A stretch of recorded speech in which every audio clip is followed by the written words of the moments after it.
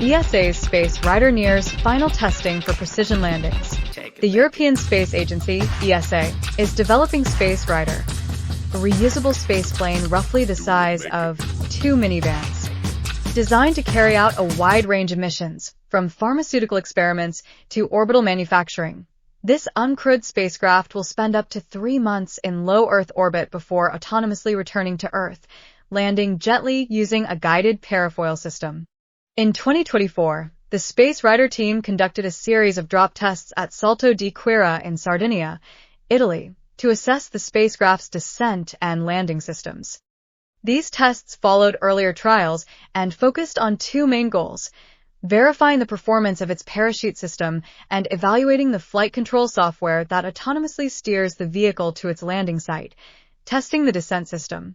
Space Rider will face extreme conditions during re-entry, traveling over 6 times the speed of sound and enduring temperatures above 1,600 degrees Celsius. To ensure a safe descent, it uses a series of parachutes. First, a drogue chute slows at just below supersonic speeds, followed by a pilot chute that deploys a large parafoil at about 5 kilometers altitude. This parafoil guides the spacecraft for a controlled and precise landing. 3 successful tests validated the entire parachute sequence, from drogue to parafoil, showing they function as intended to decelerate the spacecraft and guide it to the ground, preparing for the final phase. Next, ESA plans a full system drop test using a mock-up identical in mass, shape, and structure to the actual re-entry module. This will confirm how the complete spacecraft performs during descent and landing. A final test will simulate more extreme landing conditions using a special rig to drop a landing gear-equipped model under stressful scenarios. This ensures that scientific payloads on board remain protected from impact shocks during touchdown.